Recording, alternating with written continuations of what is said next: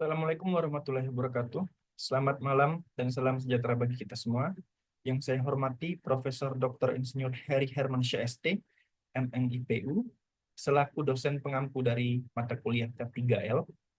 Kemudian yang saya juga hormati seluruh teman-teman dan juga rekan-rekan dari program Profesi Insinyur Batch 13 Universitas Indonesia.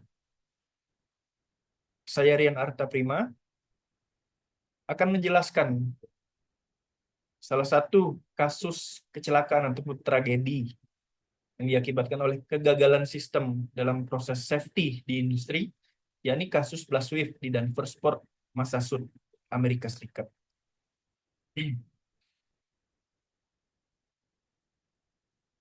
Jadi pada Januari 2006 terjadi sebuah ledakan besar yang berasal dari sebuah pabrik kimia, tepatnya pabrik solvent yang terletak di daerah Danforsport, Massachusetts, Amerika Serikat. Ledakan ini diakibatkan oleh kebocoran gas dari proses industri ataupun proses pengolahan solvent itu sendiri yang mengakibatkan ataupun menyebabkan bahan-bahan tersebut terakumulasi dan meledak sehingga menciptakan ledakan yang cukup besar.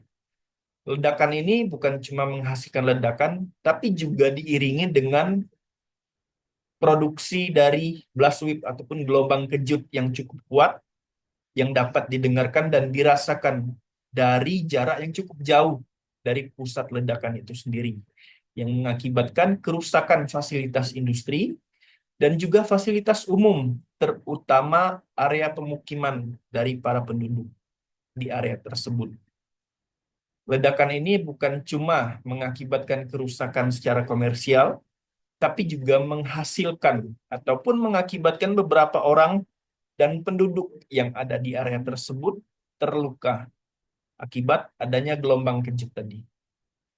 Sebelum kita lihat hasil investigasi yang dihasilkan oleh CSB, kita akan melihat dulu bagaimana kronologi kejadian tersebut yang sudah diilustrasikan oleh CSB dan apa hasil investigasinya sudah terangkum dalam video yang dimana ini dibuat oleh CSB, salah satu badan ataupun organisasi yang berwenang untuk menganalisa dan juga menginvestigasi setiap kecelakaan industri yang terjadi di area Amerika Serikat.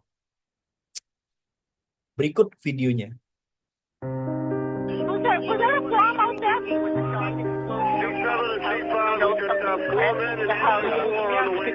Shoot me in my house. Would you get me a response down here? I don't know what we're going to have when we're done with this.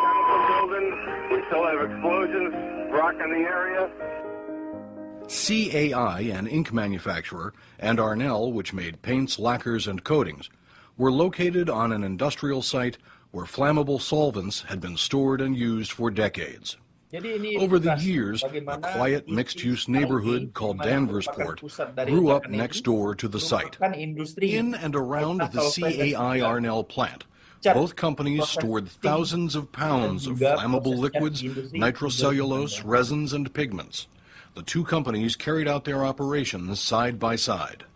CAI made the chemical base for inks in large unsealed tanks, adding dry materials to the solvents that were then mixed by a large agitator blade and heated by steam.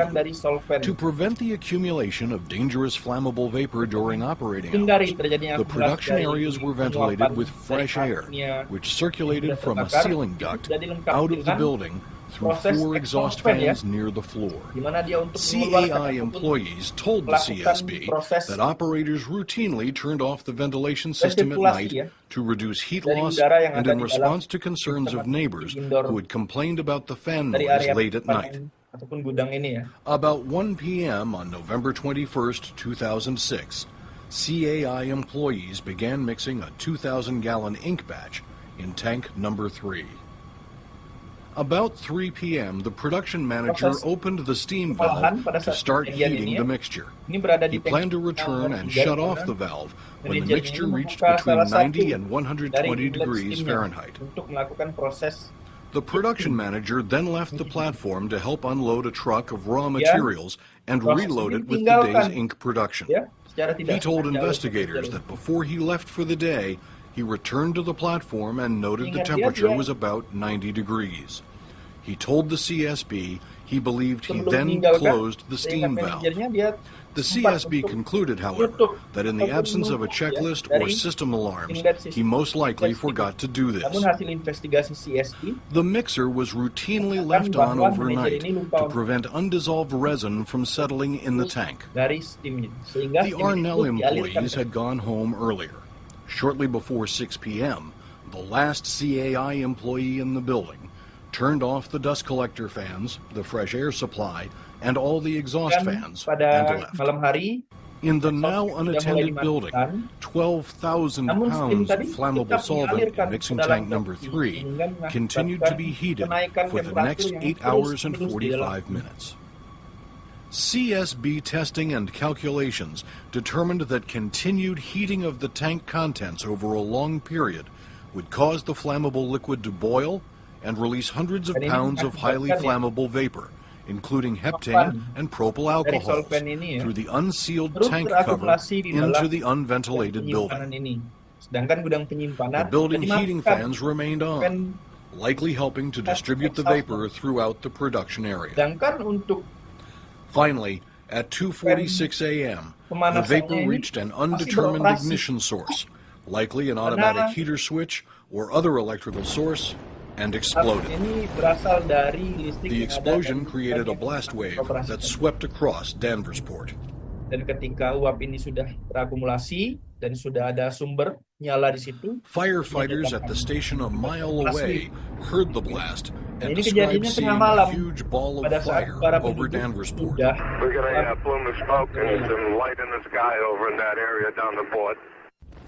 One of the first homes the blast wave hit belonged to David Marcoux at number 3 Bates Street, adjacent to the plant site. Nah, ini He ya, was sound asleep kejadian. when the blast tore out Ini his bedroom kronologinya. balcony sliding glass Kan doors, banyak rumah-rumah sending di shards of glass area flying across the room, terledakan ini some of it hitting him on the back of the head. I just Dari remember gelombang kejut ini. being on my feet, looking Ini around, salah and satu just dari being like, korbannya wow, it's really windy in this room. And then di area all sekitar. I could see was fire in front of me. And, it was so hot and intense that I could feel it right on my face. I was feeling the heat. Mr. Marcoux escaped with a friend who was Ini ya. renting a room, Jadi banyak rescued a sekali neighbor, seluruh and as fasilitas emergency responders arrived, yang rusak was taken to a akibat hospital for gelombang. treatment of cuts and bruises.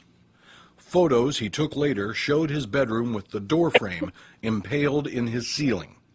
The blast made his home uninhabitable and had to be demolished and rebuilt. Command fire alarm. This appears to be the chemical building. We still have explosions rocking the area. Heavy volume of fire. Down the block at the end of Bates Street, Susan Tropiano and her husband John Lovett feared for the worst after the blast hit their home. My first thought that it had to have been a huge jet that had landed in the boatyard or something. And then we ran downstairs to get our son to make sure he was alive.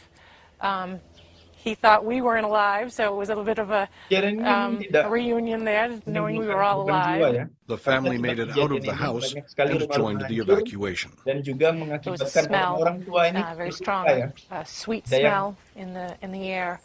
And the streets were in chaos. There was no street lights, no lights on in anybody's houses. Dan juga ada yang And there were people terganggu running down pendengarannya the street in their gelombang kejut tersebut. underwear and their pajamas and carrying animals, and there was police officers and fire officers in the neighborhood. It was just chaos. Again, down here we have multiple injuries. We probably have 4 or 5 houses that have had the back part of their building blown off. And buildings across the street that have had all their windows blown out. Home after home was hit. Entire windows and doors with their frames were blown into houses. Ceilings collapsed on sleeping occupants. Appliances and cabinets were thrown about. Brick chimneys as far as 500 feet from the facility were heavily damaged. We still get some victims in these houses. We're going house to house. We're gonna need some help down here. We got some elderly that can't get up the street. The Danvers Fire Department launched a comprehensive search and rescue operation. Officials ordered an evacuation of about 300 residents and 10 businesses. 800 feet south of the blast site, windows and doors were blown out of the New England Home for the Deaf, forcing an evacuation of 60 assisted living residents. Cukup jauh ya. Responders and residents helped rescue people from their homes and the nearby bakery, which was extensively damaged. The blast wave shattered windows and buckled doors and panels on vehicles as far as 300 feet away. The blast damaged boats in the marina. 46 Riverside Street was also in the path of the wave. So we thought, I mean, when I got thrown out of bed myself, I thought initially it might have been an explosion inside the house, a gas explosion. That's what it felt like. That's what it sounded like. It was deafening. At the same time, you realize, well, it can't be because I'm still here. Right? Ed and Diane Sanborn remember their biggest concern was for their children. So I just ran and banged on my older kids' doors and told them to get out of the house, and went after my little one who had some stuff on him, a little shelf thing on him, and he was sort of holding on to his headboard and didn't want to come, so I was fighting with him to get him out of bed, and we all ran downstairs, and Ed was at the front door with my daughter, and the whole front door frame had blown in. Though the Sanborns' time away was shorter, many of the 77 families forced to relocate to temporary housing were away for long periods of time while their houses were repaired. 16 homes were damaged beyond repair. One of them belonged to Mark and Janet Lettish, number 12 Riverside. The front of their house took the brunt of the wave. There was an explosion, our windows blew in, and we're looking at a column of fire. By that time, Janet had, woken up, and we just said, I remember saying, oh my God, what the hell is going on? The force of the explosion blasted the entire window and frame into the bedroom, where the glass shattered as the ceiling collapsed. Because of the cold weather, the Lettishes, like many residents, slept with heavy bed covers, which shielded them from flying debris. The bedroom windows came flying in and landed on us, but we were underneath a comforter. It was like a science fiction movie. Like, as that was flying across, then it shattered into pieces, and then it landed on us. So there were these shards of glass everywhere. The Lettishes' house had to be torn down, but not before the couple walked with a video camera through their home of 25 years, recording the damage and strewn debris, including the kitchen clock, stopped at 2:46 a.m.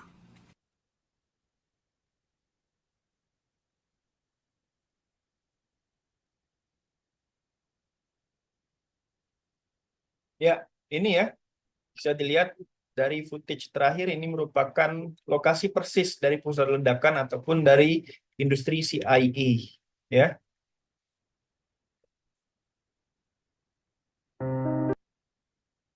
Nah, oke. Setelah video tadi, kita akan bahas nih satu persatu. Yang pertama dari penyebab kejadian ini ya. Kebetulan kejadian ini sudah dilakukan investigasi oleh CSB, Chemical Safety Board-nya Amerika, yang pada saat pasca kejadian langsung melakukan penyelidikan, ya, dan juga investigasi apa sih yang sebenarnya terjadi dan mengidentifikasi apa yang salah seperti itu. Setelah itu ditemukan bahwa penyebab utamanya adalah kebocoran gas tadi yang terjadi selama proses pengolahan limbah kimia ataupun solvent tersebut di salah satu gudang penyimpanan tadi. Gas yang bocor ataupun terilis dari tangki tersebut ya mengalir dan membentuk campuran yang sangat mudah meledak ataupun highly flammable apabila terjadi percikan api. Dan hal ini diperparah dengan tidak adanya deteksi, tidak adanya sistem preventif ataupun sistem pencegahan, ya, sistem alarm dini, bahkan sistem untuk emergency shutdown. Ini belum dilengkapi dalam industri tersebut. Kegagalan sistem pengaman ini yang mengakibatkan akumulasi gas secara terus-menerus, ya, di dalam area tersebut, dan juga proses safety yang tidak efisien ataupun tidak komplit ya dalam area industri tersebut, mengakibatkan ledakan yang cukup parah hasilnya ya.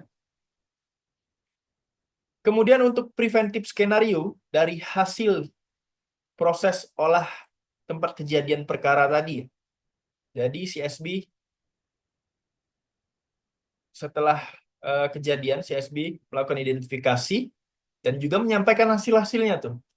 Dan untuk mencegah agar kejadian tersebut tidak terulang di kemudian hari, ada beberapa langkah-langkah preventif yang harus diambil ya. Mulai dari aspek perbaikan fasilitas, kemudian pemutakhiran SOP keselamatan, kemudian pemutakhiran dari sistem pengolahan limbah kimianya itu sendiri, hingga peningkatan dari kompetensi SDM-nya itu untuk bagaimana untuk meningkatkan keselamatan kerja di area lingkungan kerja tersebut. Yang pertama yakni peningkatan deteksi keamanan, terutama deteksi kebocoran dan sistem pemantauan. Bagaimana industri ataupun industri yang serupa ini harus meningkatkan deteksi kebocoran dengan melakukan instalasi sistem deteksi gas yang lebih sensitif dan juga harus mengintegrasikan sistem tersebut ke alarm otomatis yang bisa memberikan alarm dini kepada seluruh pekerja dan juga pengelola fasilitas secara real time dan update jika terjadi kebocoran gas. Hal ini untuk melakukan pemantauan ataupun monitoring secara kontinus terhadap seluruh kondisi peralatan dan juga sistem fasilitas secara menyeluruh. Yang kedua, yakni perbaikan dan pemeliharaan sistem keamanan. Tentu dengan melakukan pemeriksaan dan pemeliharaan preventif terhadap semua peralatan yang memiliki resiko, termasuk diantaranya dengan memperbarui dan selalu menguji sistem proteksi kebakaran seperti sprinkle, kemudian extinguisher, dan seluruh ventilasi darurat. SOP-nya seperti apa, kemudian bagaimana performanya secara real time. Kemudian yang ketiga, kita ataupun industri tersebut harus melakukan penerapan sistem keamanan berlapis. Ada layer to layer artinya ya, untuk memastikan adanya lapisan pengaman untuk menghadapi kejadian serupa seperti kebocoran gas dan juga potensi bahaya lainnya. Prinsip redundant ini penting ya untuk pemadam kebakaran dan juga ventilasi darurat. Apabila kejadian serupa terulang lagi di kemudian hari, itu sudah bisa ditanggulangi oleh sistem keamanan yang dipasang ataupun diinstalasi secara berlapis, sehingga tidak sampai mengakibatkan adanya ledakan. Kemudian setelah preventif, kita juga harus melakukan mitigasi ataupun mitigatif skenario. Apabila kejadian seperti ledakan tersebut tidak dapat kita hindari ya. Sebetulnya langkah mitigasi ini pasca kejadian beberapanya sudah dilakukan oleh pihak berwenang di area Denver Sport. Beberapa mitigasi risiko yang harus kita lakukan setelah kejadian apabila ataupun nanti kejadian serupa terulang. Yang pertama, kita harus selalu melakukan review dan juga peningkatan seluruh sistem keselamatan. Seluruh pabrik diharuskan untuk selalu mereview dan memperbaiki sistem deteksi kebocoran gas dan juga bahan kimianya. Sistem pengendalian apinya seperti apa, kemudian ventilasi di pabrik itu seperti apa, harus diperbarui ya. Harus melakukan continuous improvement ya secara reguler ya untuk kita menghasilkan ataupun kita memberikan proteksi yang maksimal kepada industri serupa. Dan juga SOP ini juga harus dilakukan pembaruan ya. Pembaruan dan juga review secara reguler untuk lebih memperketat ya proses pengolahan dari penyimpanan dan juga penanganan bahan kimia berbahaya. Audit dan inspeksi rutin merupakan langkah selanjutnya untuk proses mitigasi. Perusahaan yang terkait harus melakukan audit keselamatan secara rutin dan juga inspeksi berkala, memastikan bahwa seluruh sistem dan juga seluruh SDM-nya benar-benar handal apabila terjadi kejadian hal-hal yang tidak diinginkan.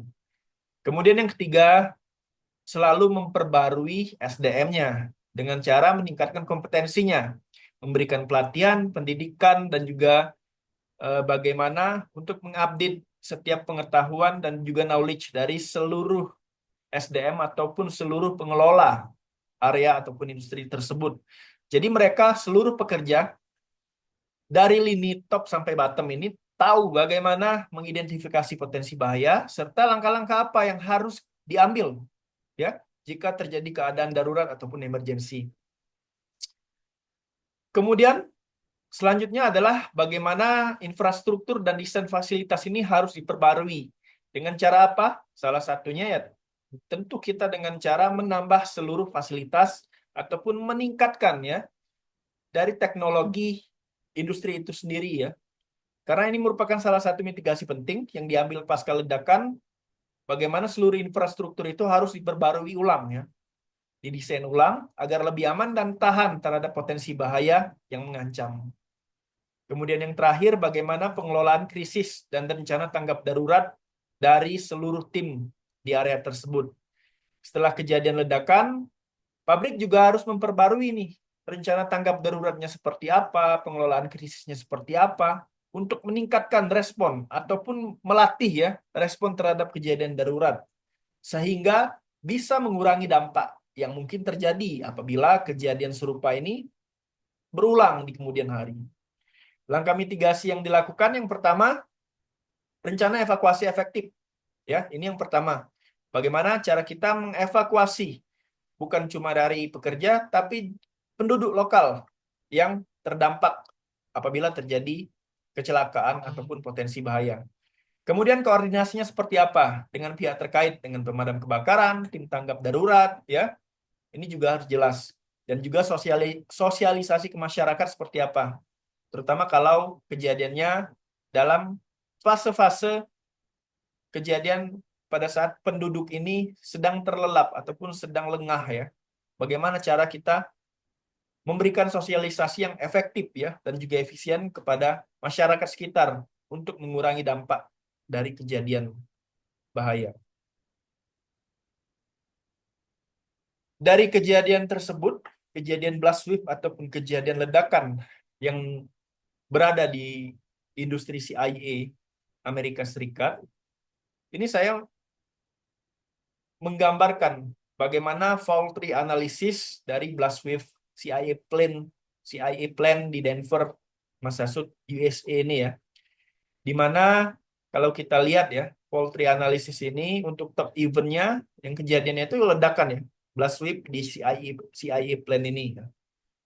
Kemudian kalau kita breakdown lagi ledakan ini ataupun blast wave ini dihasilkan dari direct cause yang terbagi menjadi 3. Yang pertama, ini akibat adanya pelepasan material ya dari tangki tadi, yang mana tangki tadi beroperasi, kemudian steamnya dialirkan secara terus-menerus mengakibatkan temperatur terus naik dan juga pelepasan material eksplosif ke area yang tertutup, yang tidak ada ventilasi, karena ventilasinya tadi sebagaimana kita lihat di video itu sudah dimatikan oleh operator. Dan juga yang kedua, adanya ledakan ya. Setelah terjadi akumulasi, ada pemicu di situ ya. Ada fan yang belum dimatikan, fan yang memang khusus untuk mensirkulasikan dari uap-uap yang terbuang ke dalam plant ataupun ke dalam tangki. Ini belum dimatikan sama operator ya. Dan di situ ada aliran listrik mengakibatkan terjadinya ledakan. Dan yang ketiga adalah tidak adanya sistem emergensi yang handal ya. Dalam kejadian ini benar-benar tidak ada yang namanya valve emergency, tidak adanya emergency alarm, dan tidak adanya SOP. Bagaimana operator bekerja, kemudian bagaimana layer-layer proteksi ini berjalan, ini belum ada. Dan ini dari ketiga penyebab ini yang mengakibatkan terjadinya ledakan hingga menimbulkan blast wave di CIA plane. Kemudian dari 3 direct cause ini diturunkan lagi ataupun di breakdown lagi seperti pelepasan material eksplosif, bisa kita lihat root cause-nya seperti apa, ya. Akar masalahnya seperti apa. Untuk pelepasan material eksplosif ini bisa kita lihat ini diakibatkan karena tangki yang terus-menerus beroperasi, ya. Beroperasi dan juga dipanaskan sehingga materialnya jenuh nih, jenuh, temperaturnya naik dan dia berubah fase menjadi uap, ya. Kemudian selain itu juga proses pengadukan dari reaktor yang melebihi batas dan SOP. Mungkin di sini SOP-nya yang belum jelas, ya. Di mana yang steam tadi dialirkan harusnya dimatikan dan juga ditambah dengan pengadukan yang mengakibatkan temperatur naik, ya. Kemudian untuk ledakan area plant tentu karena adanya temperatur dan juga pressure yang naik, ya, mengakibatkan tadi ada bahan bakar di situ, kemudian ada sumber percikan, ya, ada sumber percikan dari listrik dan juga ada oksigen sehingga mengakibatkan ledakan, ya. Ada sumber nyala dari exhaust fan yang menyala tadi, ya, yang untuk resirkulasi tadi, ya, dan juga akumulasi uap, ya, yang dari pelepasan material eksplosif tadi. Kemudian kegagalan sistem emergensi ini banyak, ya, kalau kita lihat, ya. Belum ada SOP di situ, keamanannya seperti apa, ya. Kemudian operator yang lalai, ya. Operator yang lalai yang dia mengakibatkan kecelakaan yang luar biasa, ya, akibat kelalaiannya, ya. Dan juga tidak adanya sistem emergensi yang membackup di situ, ya. Kalau misalnya steamnya sudah jenuh, harusnya ada emergency valve di situ yang memberhentikan ataupun menyetop aliran dari steam ke dalam tangki, dan ini tidak ditemukan ataupun tidak ada di situ, ya. Dan inilah yang menjadi root cause-nya dari kegagalan sistem emergensi dan SOP keamanan yang kurang memadai, ya. Bagaimana SOP keamanannya, layer-layernya belum ada, layer protection-nya ini belum ada. Dan ini fault tree analysis dari Blastwave CIA plant di Denver, USA. Ya, baik. Terima kasih saya ucapkan kepada Profesor Heri dan juga seluruh teman-teman, seluruh rekan-rekan mahasiswa program PPI Universitas Indonesia yang sudah menyaksikan. Demikianlah yang dapat saya sampaikan mengenai tragedi ataupun kasus Blastwave di Denver Sport, USA, di salah satu industri painting dan juga solvent, yakni CIA plant. Terima kasih atas seluruh perhatiannya. Saya mengucapkan mohon maaf apabila ada salah kata dan juga apabila ada kekeliruan dan juga mungkin dalam penyampaian ada yang kurang sesuai dengan fakta di lapangan yang memang mungkin ada fakta-fakta terbaru yang ditemukan pada saat kejadian. Dan sekali lagi saya ucapkan terima kasih. Wabillahi taufik wal hidayah. Wassalamualaikum warahmatullahi wabarakatuh.